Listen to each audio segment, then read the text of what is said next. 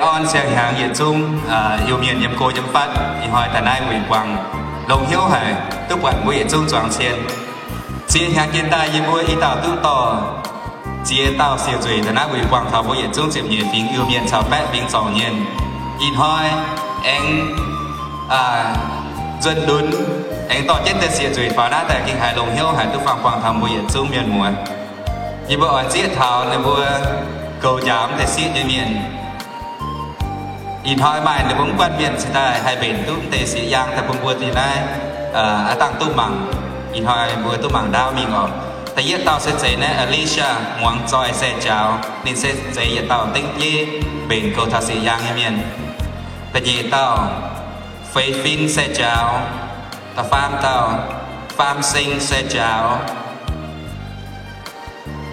ta phê tàu sau xe giang người buôn tề bùa tàu bên này assistant technique như miền thôi những số miền mùa bài buôn được buôn tề với lái mà nó tề buôn xe bài tề xịn giang ở in thôi kết chia in thôi buôn hít tôi buôn mà chuyển pháp tàu xịn giang để nó buôn tề tính đi miền em mình lo tu đi tàu ton tại biển nó buôn khen nó buôn tại hiện tàu sẽ chế Brian e luang xe chào yếm Oakland tại nhị tàu chạy sinh xe chào yếm Sacramento ta farm tàu su siêu xe chào yếm Oakland mà như một bài của bút của nhị đâu ạ 2003 ta xỉa giang gọi ý nói đi taถึง bơ khói nông xỉa giang nhị quỷ Emily xe chào is on 2003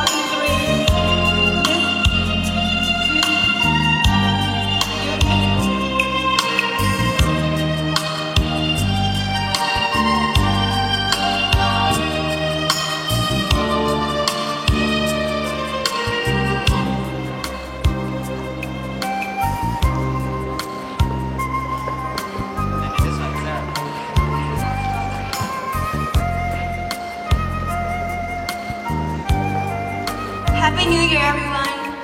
It was such an honor to represent the Min community, and I had a great experience with the community. I learned a lot about our culture, and this pageant also brings us together in unity. I am very glad to be here today to crown the upcoming winner, and I hope she will be just as honored as I was. So, have a good New Year and good luck, everyone. Thank you. bang on sang hàng với miền nhẹ xỉa giang tại yết tàu sẽ chế Alexis mấy tin tặng chiếm chiết hàng yếm Sacramento, California tại Itaninto so yếm Sheldon High School nên tổ giang sơ nên nói mình tung họ hỗ trợ cho thiếu trạng như bèn như miền anh tháo hỗ tháo tổ lý như cháu nên như tổ miền sẽ dây tàng chiêm tin thảo biên chính quê to đến tai như miền sẽ dây district number 6 ประกาศตรงหลังเมียน First contestant, Alexis May Young, 17 years old, from Sacramento, California. Currently attending Sheldon High School. Planning to attend university to obtain a master's degree in psychology and law. Her parents are Jim Tin Tang and Bian Cheng Quế.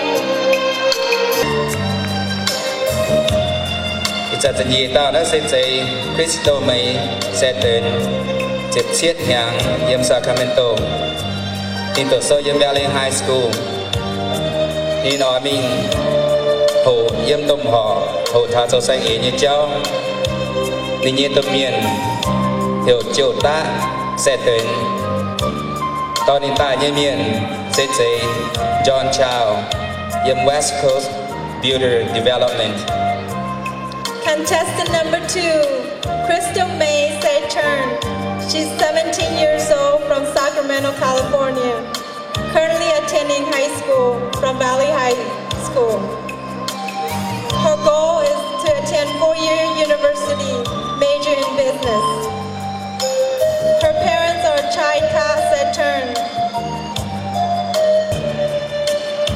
Bữa nhé yêu miền dễ dàng ta phàm tàu sẽ dễ Christina May Hin sẽ chào nên tu chụp bết nhàng yếm Sacramento, California nên tổ sâu yếm này California State University yếm này Sacramento này nên ham chân ở tổ trang sâu hộ thảo tu này như master degree thảo tổ lệ như cháu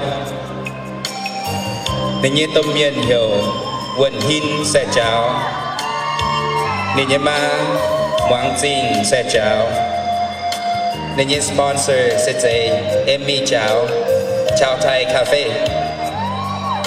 Our third contestant is Christina May-Hin Sechao.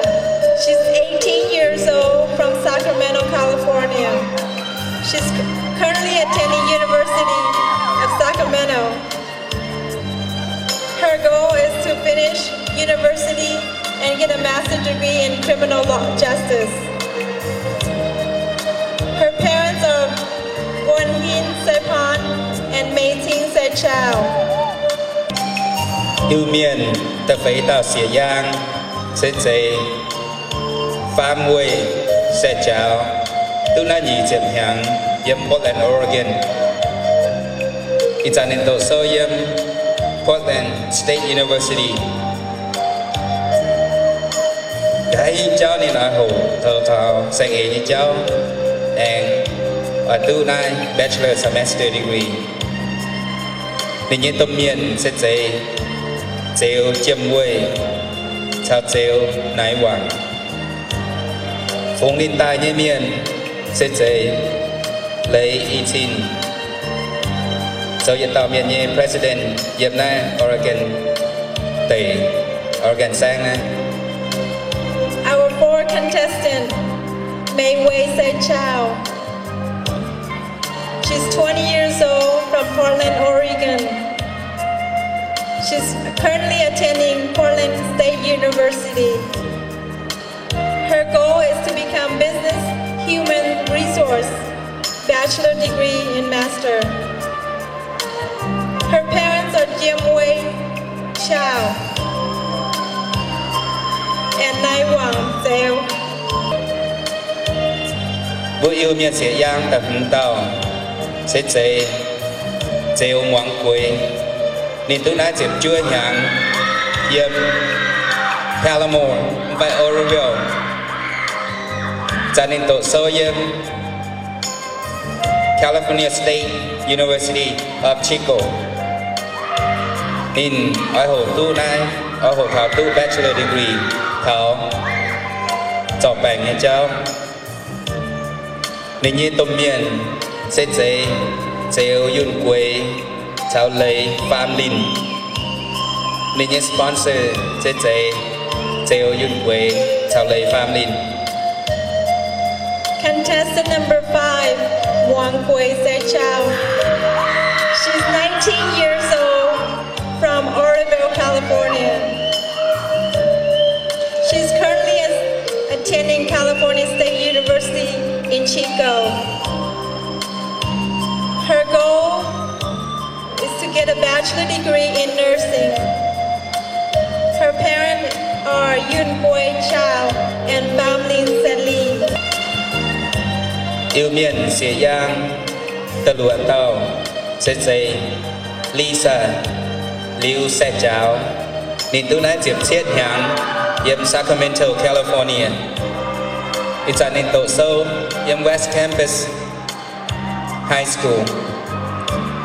Gã hình nhìn cháu nên nói hấp trên tổ sâu mình tu cô hộ tu hài thang tu chìa đồng nên ỏi vơ nên như tôm miền sẽ dạy Chêu Nái Quang cháu Chêu Ngoan Xiu phóng linh tài như miền sẽ dạy Chêu Chỉ Pu Chada Thai Restaurant.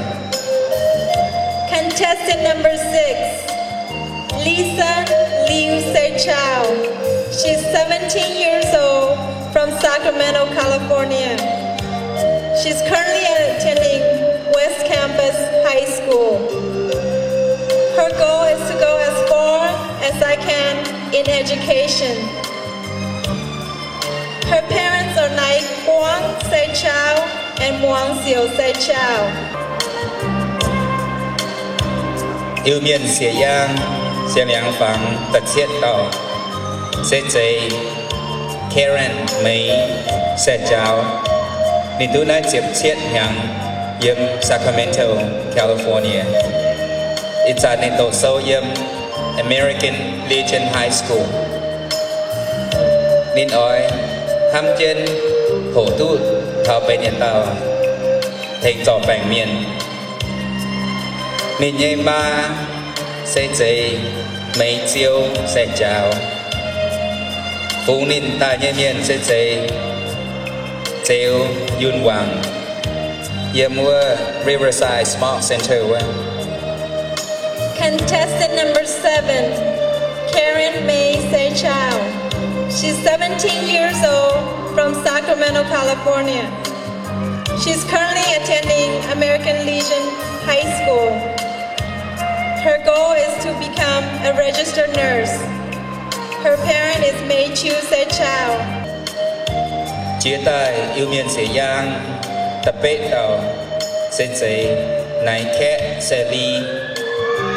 Nên tu nai nhị chậm phan nhang yếm Seattle, Washington tại. Ít dàn nắp giang hồ. Nên tổ sâu yếm Central Community College. Nên ở ham chân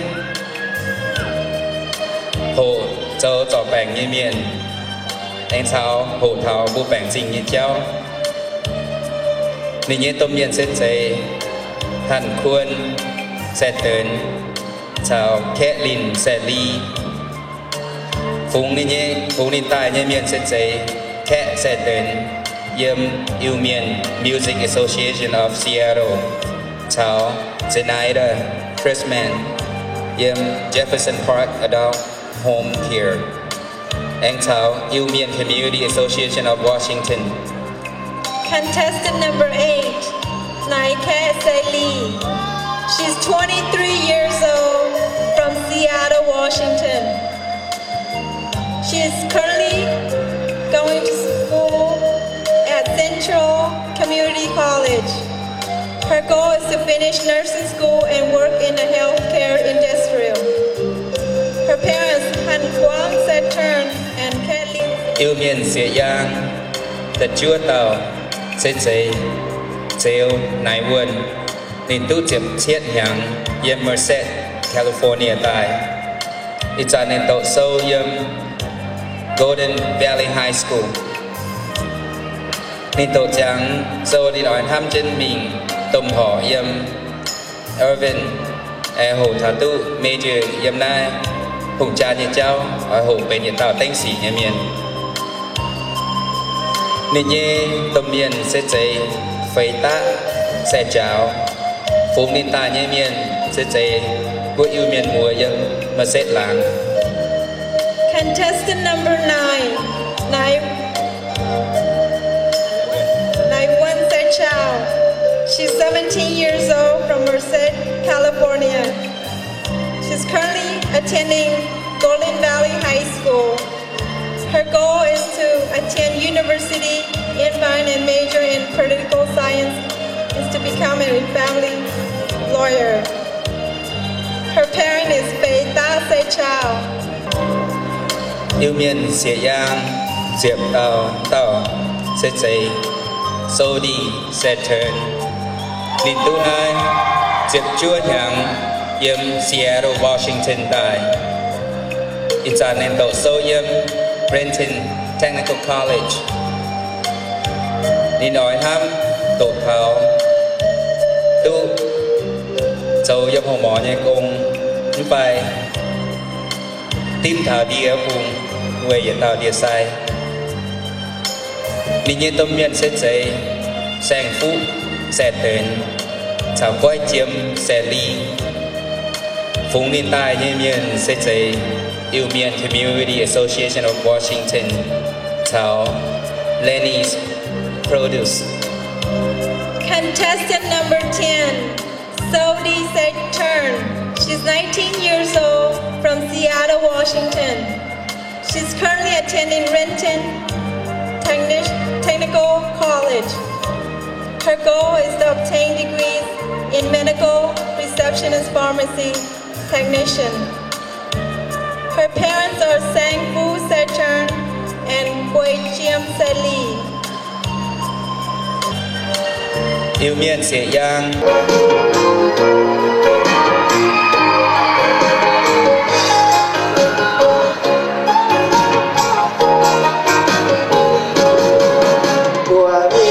Chẳng chẳng hỏi nhẹ vừa tay kính cùng với giúp chuẩn chia giờ giúp chia nhớ chia lưu bùn nhìn lộ giờ giúp chia nhớ chia lưu bùn nhìn lộ tôi có làm được cũng chẳng hỏi thế nào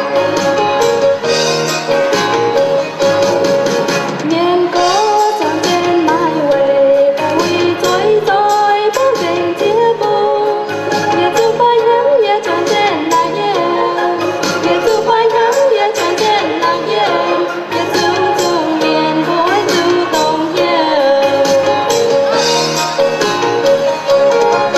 ta cũng có yêu miền ơi nào mình nhảy nói nhẹ nhàng mà ba ia thố này yêu miền mà ia thố này yêu miền mà làm ra mua ta sáng mua ta trăng thế già miền lúa mai rơi bên đàn trên nhang gian đói ngày mai nàn dinh quên mình vui hí lom rơi tú khu dân quên mình vui hí lom rơi tú khu dân hoàng kiệt vua miền nhà ta cao bang on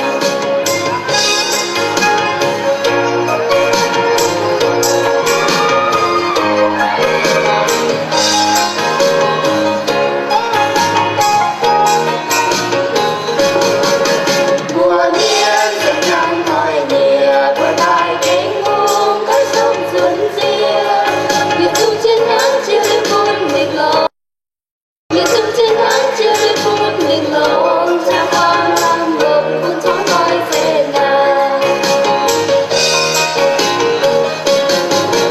miền mùa đoạn trên mai về ta huy chuối roi bóng rền chia buông việt trung bay nhắn nhà tròn trên là yên việt trung bay nhắn nhà tròn trên là yên việt trung trong miền ngói dù đồng nhiều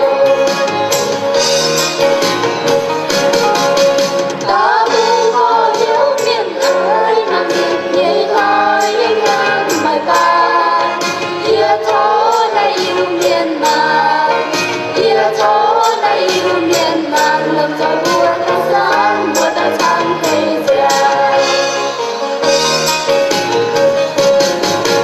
miền lúa mai rơi bên đàn trên nhang gian gói lấy mai nàn dinh quên mình vui hí lom rơi tú khu dân quên mình vui hí lom rơi tú khu dân con kia của miền nhà ta tao bèn on con kia của miền nhà ta tao bèn on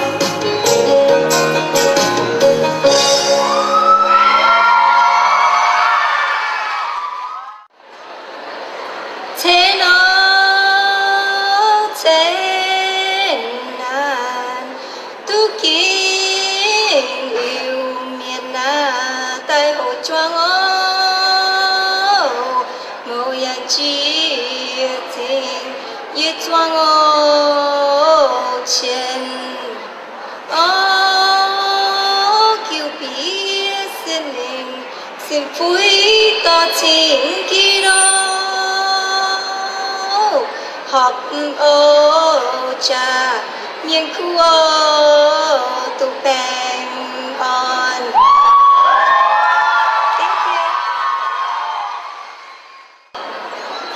Thank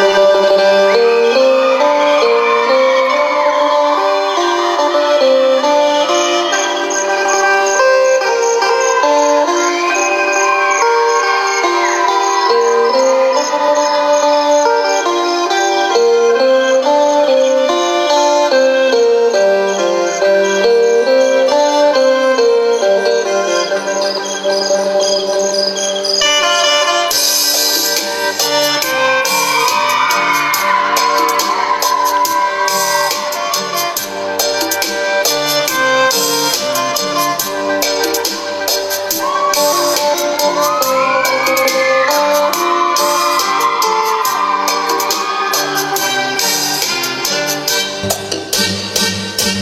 đường nàoผู้บ่าวบนใดที่พินลมหนาวโรยรินเสียงพินยิงเสียงต่อที่โตสายลมพัดพาวลมหนาวอมเสียงพินส่งคล้ายใจเสียงพินจับจองปากโซมังใจนาง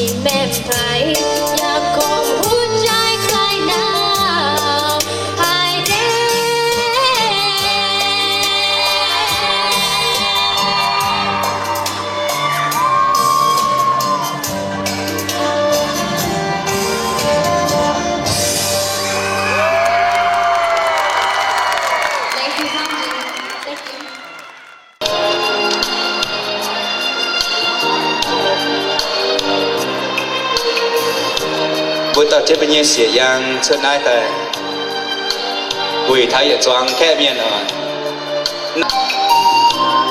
ít giờ ta chuẩn nó vừa cho chút ta ít buổi hiểu nó vừa tao bên này cho nên mấy cao quả liệu ta tự nhiên ba nó chuẩn vừa sẽ giờ tao bên miền hòa.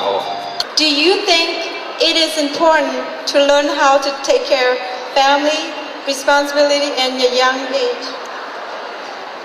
I think that it's very important to learn to take care of family responsibilities at a young age. Just because you're never going to be with your parents all the time. Though they love you and care about you, they're not always going to be there for you. Therefore, you should learn to take care of yourself, take care of your little brothers and sisters and other family members, just for future, the future. Thank you. Crystal, based on your observation, what is the most important thing that needs to be improved in the Yumian community? I believe that the most important thing that needs to be changed and improved in this community is that the younger generations are losing their heritage. I believe that we should be able to preserve everything about our culture and to preserve our language and to uphold the values of our culture. So I think it's important that the younger generations understand the importance of preserving our culture. Thank you.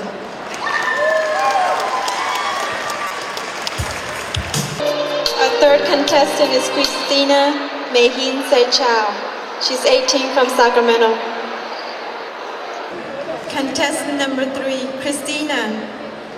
Why do you think you should be crowned for the 2007 Miss Yumian?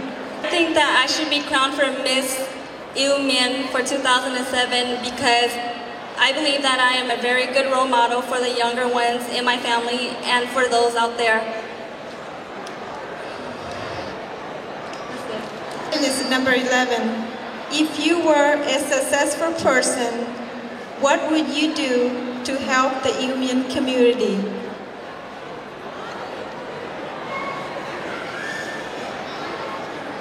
If I was a successful person and was given the opportunity to help the Mian community, I'd love to combine our knowledge with the elders and the youngsters and just find out what we need to preserve our culture and our language, because I think that's most important. We need to maybe combine a community separate from ours right now and preserve our language more. Thank you.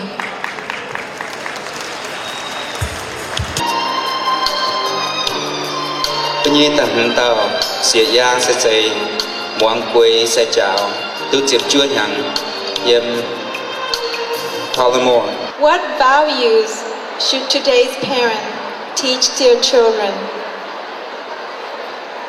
I think today's parents should teach their children good morals and self-motivation to become good people.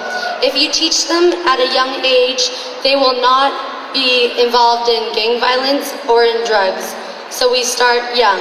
Thank you.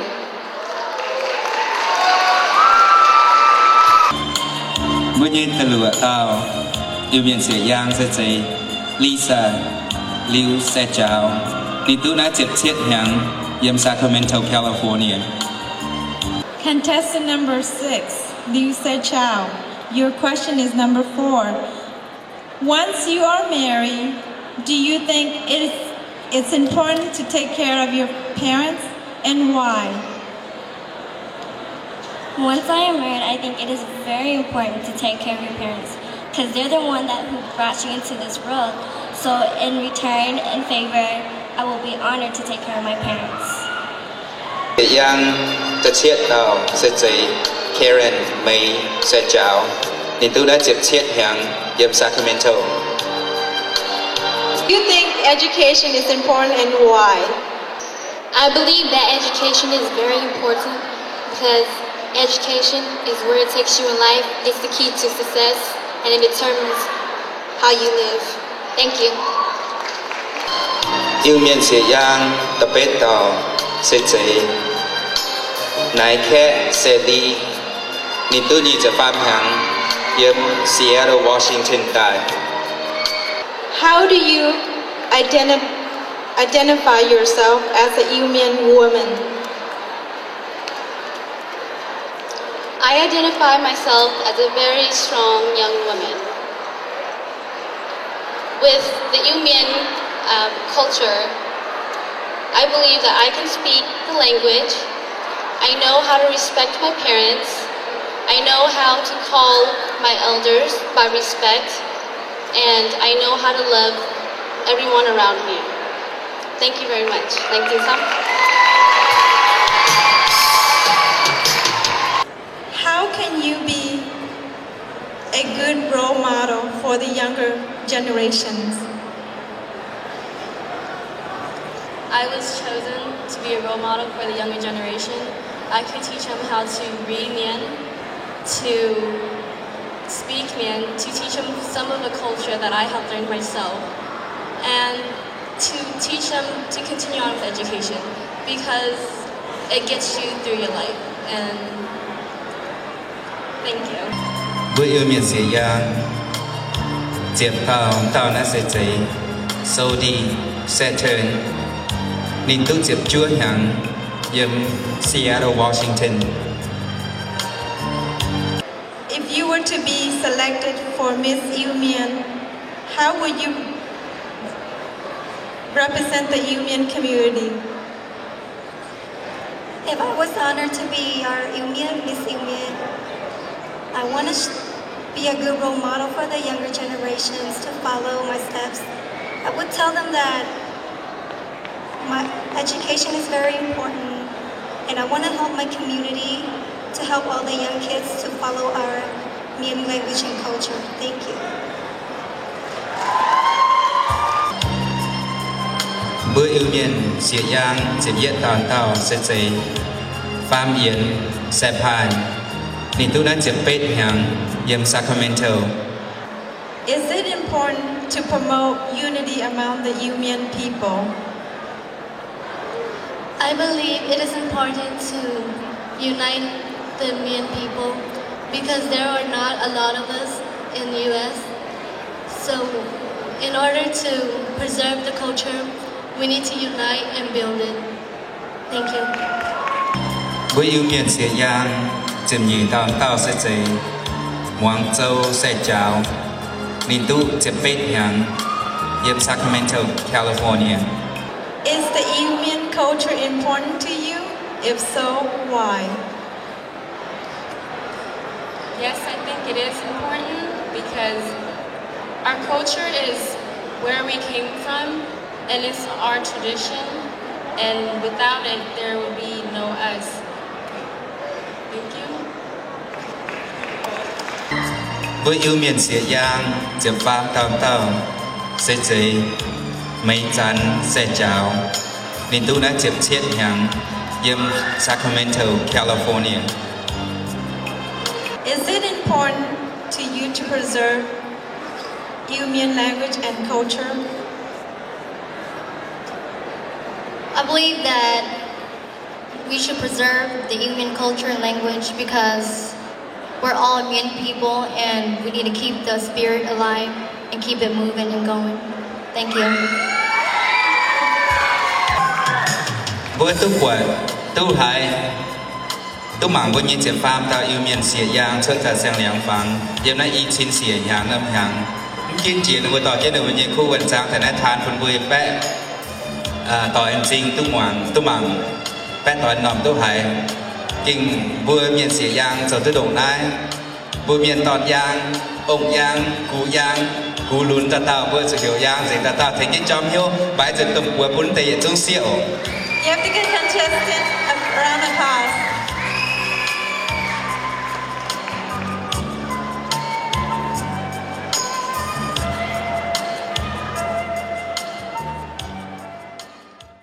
Ok ở trận á bữa gì hiện dung chụp Pham tàu xịa của tu tài bài giờ giờ nay năm chỗ lên sinh thảo bữa gì pia tàu judge tu hiện bữa tim liu ít trận đi bữa hiểu tông bữa tu bịa next round tại bộ hay bữa gì bữa năm bữa step chân đảng mèn tại dạng chân đảng mèn tàu. This moment, this is our 13th contestant. And we want to take the moment to say thank you to the judges. If you hear your name called, please step forward.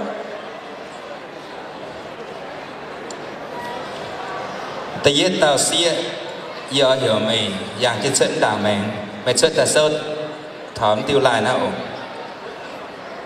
Tại vì tao đã xây bao nhiêu xia tầm vài năm ở nhà vợ. Nên như bữa sẽ chạy Moang quê sẽ chào Diệp chúa nhắn Yếm Oliville Và Palamo Thôi mình step chân đảng tay. Our first contestant is number 5, Moang Quay Se Chao. She's 19 years old from Oroville, California. bút tận nhị tao xịa giang sẽ dễ nãy khẽ sẽ ly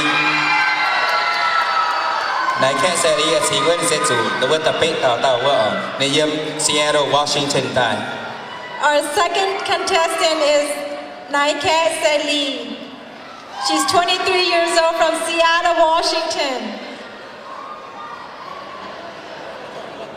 Với nhé xịa giang ta phán tàu Karen May sẽ chào yếm Sacramento ở xí chăng nên như number chết ở tàu á. Our third contestant is Karen May Seicha. She's 17 years old from Sacramento, California. Với nhé tập phế tàu xịa giang sẽ dễ Sodi Saturn ta chiếm tàu tàu yếm Seattle, Washington. Our fourth contestant is Sodi Saturn. She's 19 years old from Seattle, Washington. Với nhé tầm tàu xịa giang sẽ dễ mấy chắn sẽ chào yếm na Sacramento, California. Our fifth contestant is Mei Chan Se Chao. She's 17 years old from Sacramento, California. Với nhé ta lụa tàu xịa giang sẽ dễ pha muối sẽ chào xin chăng ta tàu sẽ dễ ta phế với tàu á.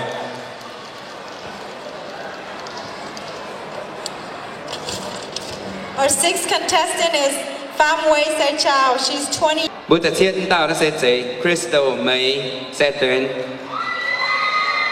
Our last contestant is Crystal May Saturn. She's 17 years old from Sacramento, California. Okay, Tom, muốn tới xịa tàu number step up từ vùng ở nơi bữa chiều phẳng vẫn nặng gẹn hai năm bé. Can you guys step up maybe two in the middle ở tổng line up. Chỉ mình tới được gặp giang tới. Lẽ chính tế bia tàu judge thỉnh cho bữa kết tấm tế xịa tàu xịa giang tới. Tao bữa ăn xài mình ở tàu.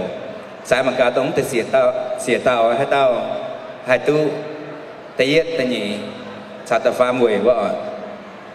Out of these 7 girls, we're going to cut down to 3 and then 2 and 1.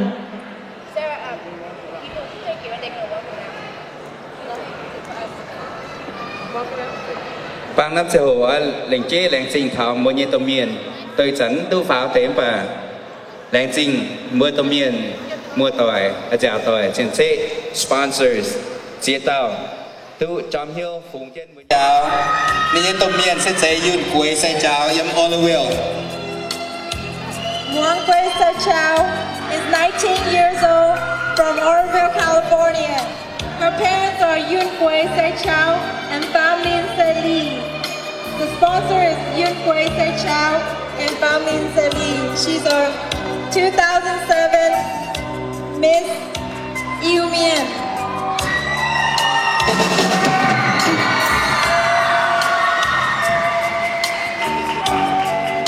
Thế cái gì chú chom hill bài bùa bùi Nhật muốn tìm bùa tao xí ở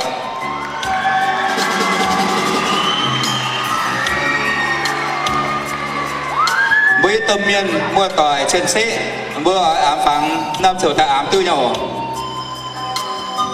bằng nó bữa chơi trên năm xe hồ nè.